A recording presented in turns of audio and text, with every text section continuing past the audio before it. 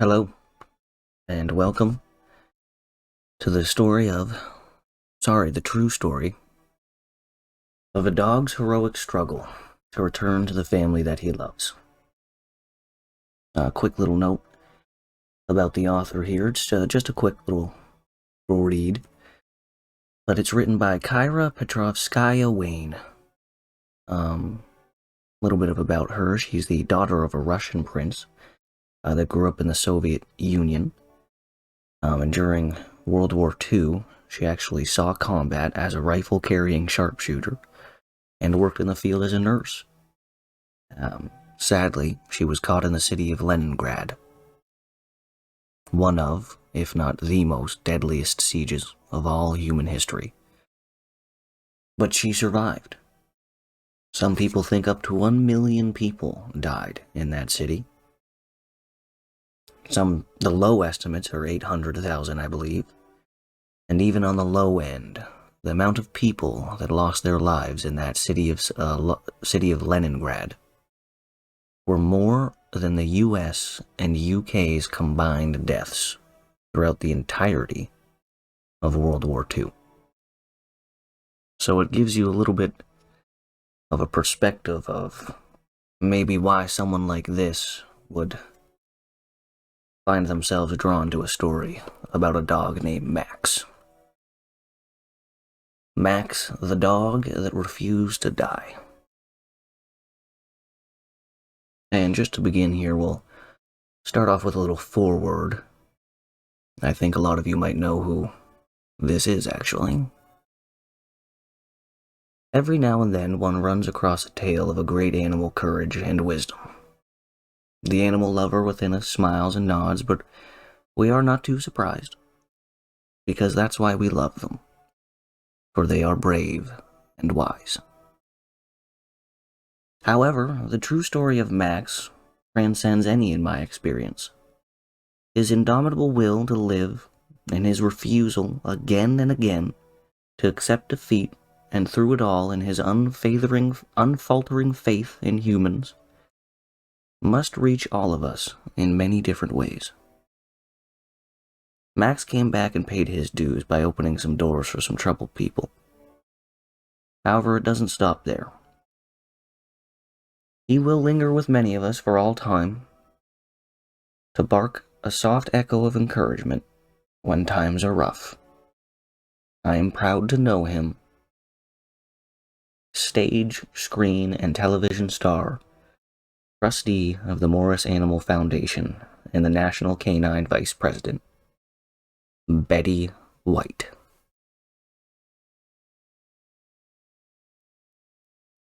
"In the car," George commanded.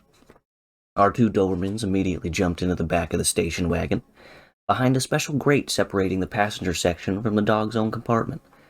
Max, the eldest of the two, his beautiful black coat shining like satin, settled down on the foam mattress at once. He knew from experience that a long trip was ahead of him, and he watched us placing suitcases in the car and knew that it meant a vacation. All during the loading of the car, he was nervous, afraid that he might be left behind, but now he could relax and take it easy. He was certain that he was going too. Hildy, the 7-month-old chocolate-brown female, was too excited to settle down. She playfully bit Max's ear, but he didn't even growl. He just shook his head, rattling his tags, and stuck his nose between his great big paws. He knew that she would settle down soon, and he saw that I had thoughtfully provided Hildy with a hard ball to chew on. Soon she would start on the ball, and then, bored and pacified by the rhythmic sound of the wheels and the smooth movement of the car, she too would fall asleep.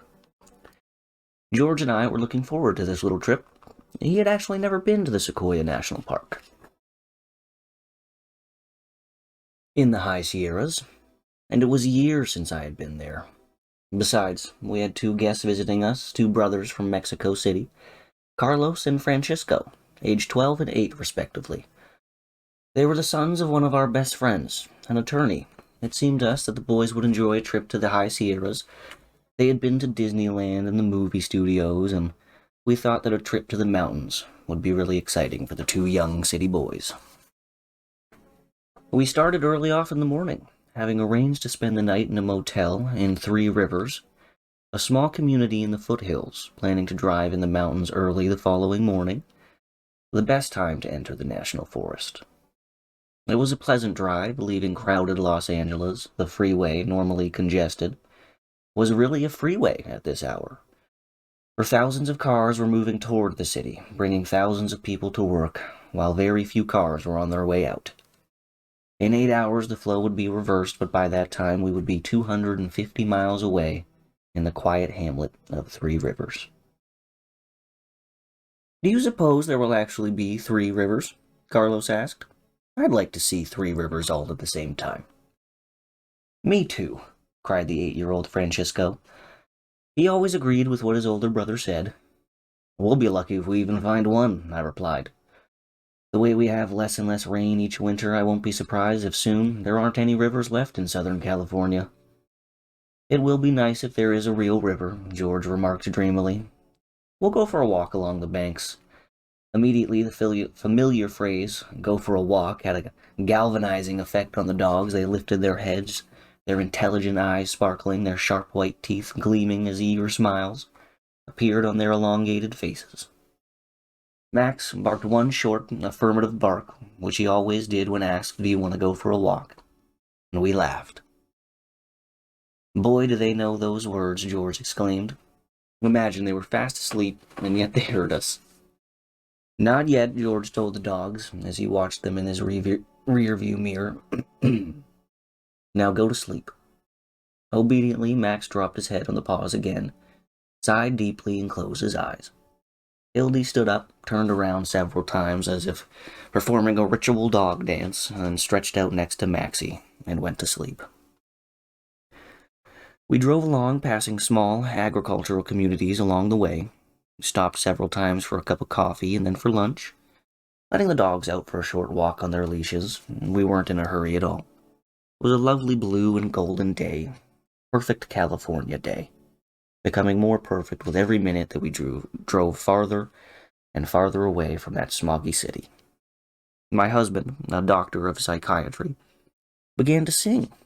George was free for a few days, free of the hospital, free of patients, free to enjoy the mountains and the magnificent sequoia trees. "Teach us some Mexican songs," he said to the boys. "Do you know Lindo?" asked Carlos. "How does it go?" A, sang Francisco in a clear, high soprano. "Oh, yes, I know that one," explained my husband, as he joined the boys in a lusty rendition of a popular song. "I know it in Russian," I said. "Sing it," the boys begged. So I joined them in singing the Russian version of the Lil Ting song. "Let's sing it in 3 languages at the same time," Francisco cried with enthusiasm, so we all did, laughing at the total confusion. The dogs lifted their head at the sound of our singing, but hearing no familiar words, sighed contentedly and resumed their napping. George turned off the air conditioning and we opened the windows. The wind rushed into the car, rustling among the plastic bags containing our clothes and rocking them on their wire hangers. We drove along miles of orange groves and apple orchards in bloom, the aroma of blossoms wafting into the car. We were off the main road by now and were driving toward Portville and Lindsay, 2 small towns in the foothills of the High Sierras. "And to think that all this was once nothing but desert," said George. "Did you know how they planted these groves? They all have irrigation ditches between the rows of the trees. Their water bill must be enormous."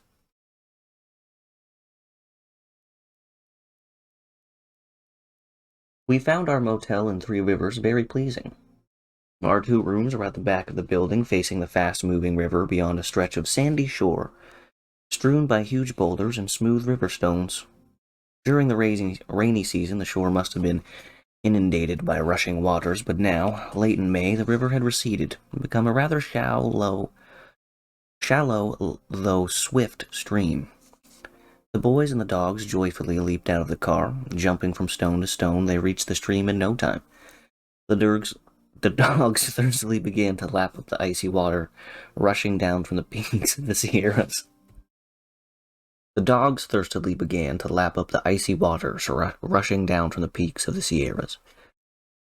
Hildy waded into the water, barking foolishly and exuberantly at the little rivulets gathering around and then quickly dissipating around her legs.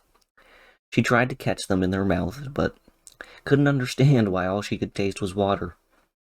Max, the wise old boy of almost 3 years of age, just stood on the flat rock watching his mate. He didn't like to get his feet wet and cold. He knew better than to try and catch a wave. All one would get was a nose full of water. He had tried it once or twice when he was Hildy's age. He was with us on one of our trips to the mountains a couple of years ago. It was very early in the spring, and the ground around Lake Arrowhead was still covered with snow. Max eloped happily ahead of us, joyfully biting mouthfuls of snow here and there, and suddenly he saw a flock of ducks swimming near the landing, and without hesitation he leaped off to the pier into the icy lake. The ducks, quacking in loud excitement, scattered in all directions, leaving Maxie thrashing wildly in the water. He made his way back to the pier, feeling very, very foolish. We helped him climb up. He shook himself vigorously, sending a cascade of fine spray in all directions. The ducks regrouped and, feeling no threat, swam even closer to the pier, quacking as if taunting the unfortunate Max. He ignored them. Instead, he put on an exhibition of misery for our benefit. He trembled and lifted one paw, then another, demonstrating how cold it was to stand with wet feet on the frozen ground. We took pity on our would-be hunter. "Okay," George said. "Let's go back to the car." Hearing his beloved word car, Maxie forgot his discomforts and dashed ahead of us to the parking lot. He knew exactly where the car was, and he waited there, barking to hurry us on. I used paper napkins to dry Max as best as I could, but he continued to shiver, and with a sigh, George took off his own sweater and put it on Max. Willingly, Max allowed me to pull his front paws through the sleeves as he sat on the front seat between us, still trembling, but quite content. "Don't you think he looks rather dashing in this red turtleneck?" George asked, glancing at our noble hound. Who knows what went through Max's mind, but whatever since that time, he really has hated water. He watched Hildy now as she raced back and forth in the shallows of the stream, feeling too smart for such nonsense himself. Besides, his stomach reminded him that it was time for dinner. Max knew that 5 o'clock each evening was the best time of the day. Eating time. He looked at George, who was unloading the car, then at me. He gave me his paw and barked. "What do you want?" I asked. Pretending that I did not know, he barked again just once, but it had an urgent sound to it. "Are you hungry?" Max barked again, eagerly this time. For he knew that I understood him and responded with just the right words. I glanced at my watch, right on the dot. "George, the dogs are hungry," I yelled to my husband, and there stood George at the door to our rooms, smiling, 2 dishes of dog food in his hands. "Ready," he replied. "Dinner is served." Maxie and Hildy did not need another invitation. "Boy, are they smart," exclaimed Carlos. "How did you train them?" We talked to them as if they were children." "They're smarter than children," cried little Francisco. "Sure, they are smarter than you, loco," laughed his brother, giving him an affectionate poke in the ribs.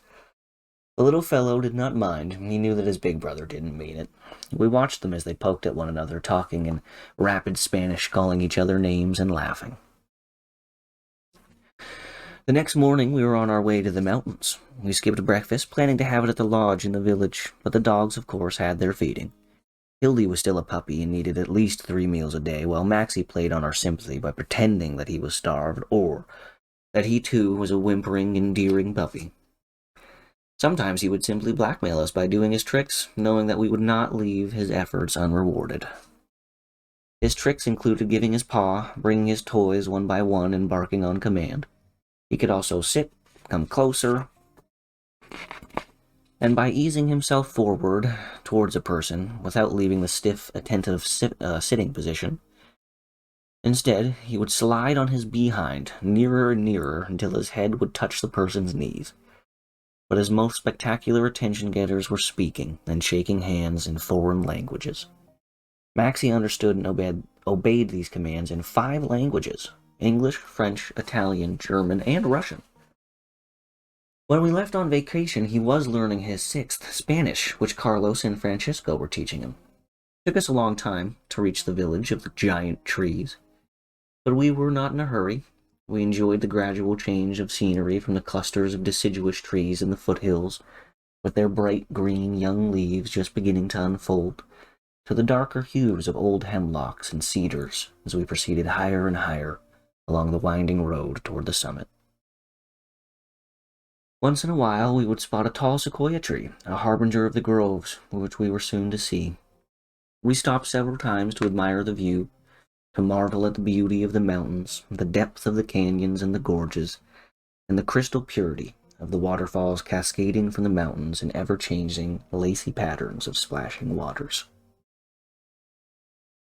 The mist around the falls reflected the sun, and a colorful rainbow spanned the falls and the mountain top like a magic bridge. When I was a child, I had always wanted to climb such a bridge, believing in my omnipotence. George began to sing Over the Rainbow with all of us joining him again. We passed through an open sunlit meadow and saw several deer grazing peacefully almost at the road's edge. Hildy immediately began to bark. Her shrill, still undeveloped yelps startled the deer, and they ran off into the forest. She always takes herself too seriously, says Carlos. She thinks that because she's a guard dog and goes to obedience school, she's on duty all the time. She will learn, Max will teach her. Max never barks without reason. In fact, he never does anything without a good reason, George replied. True, Maxie always knew when to bark and how to knock on a closed door and be admitted into a room. He even learned to open a door by turning the knob with his teeth. He never chased cats at our country house, where we perpetually have crops of kittens. No, on the contrary, he played with the kittens and allowed them to crawl all over him, licking them with his warm pink tongue until they would become soaking wet. Hildy, on the other hand, could not stand a cat, and when chasing up the tree or onto the roof, barking furiously and preventing the frightened animal from descending from its perch. Like two children from the same family sharing the same love and attention but displaying completely different personalities, our dogs were distinct individuals. Hildy, a cocky, arrogant scrapper ready for a fight, and Maxie, an intelligent, dignified guard dog who knew when to bark and when to remain silent, when to show his vicious-looking teeth in a threatening way, and when to smile. Higher and higher we drove, following the hairpin turns that reminded us of the North Road in Nikko, Japan, where we had visited a few years ago. Here and there we saw clusters of dogwood in full bloom, the large, white, delicate, waxy-looking flower, providing pleasant relief from the dark green colors of the ancient forest. We stopped at an observation point to look over the railing. Thousands of feet below, at the bottom of a deep canyon, we could see the narrow ribbon of a silvery river. Above us, reaching into the deep blue sky, were the high Sierras, monolithic and majestic, covered with tall stands of pine and oak, hemlock and cedar. And still higher up, we saw huge bare rocks covered with sparkling white snow. The high Sierras were absolutely magnificent. We drank from a water fountain, and the dogs joined us by standing on their hind legs and adroitly catching the jets of water aimed at their mouths. Even young Hildy was able to drink this way, Max being an old hand at civilized methods as such. Up and down we drove until at last we arrived at the lodge. We planned to stay in the forest until dark, then spend the night at our motel in Three Rivers, and then be on our way the following morning. Being a Friday, it would have allowed us to reach the city in good time, long before the multitudes of people would be returning along the same freeway on Saturday or Sunday. Through long experience of traveling along California highways, we had learned when not to attempt to return to the city. We had breakfast at the park cafeteria while the dogs waited patiently in the back of the car. It was still chilly when we started walking along the trail leading into the forest. The boys ran ahead, yelling and shouting, waiting for their echo as their voices bounced off the craggy cliffs surrounding the narrow trail. The dogs strained at their leashes, eager to run, all the way after the boys. Max and Hildy were accustomed to running freely whenever we walked them in the mountains of San Bernardino National Forest, where we had our country home. They never strayed far, always returning to us at the first signal from the whistle that my husband wore around his neck. And for a couple of miles, we led the dogs on their leashes. It was a difficult task with two large Dobermans on a narrow path. Finally, though, George suggested that we let the dogs run. Maybe we'd better not, I protested mildly. They've never been here before. They'll be all right. They're used to being in the mountains. There's no place for them to get hurt, no traffic, nothing. George unleashed Maxie, who darted along the path like a bullet. I couldn't control Hildy. She went wild trying to catch up with Maxie. I unhooked her leash and she was gone. They passed the boys, not even bothering to answer the invitation to play, vanishing as if swallowed by the forest.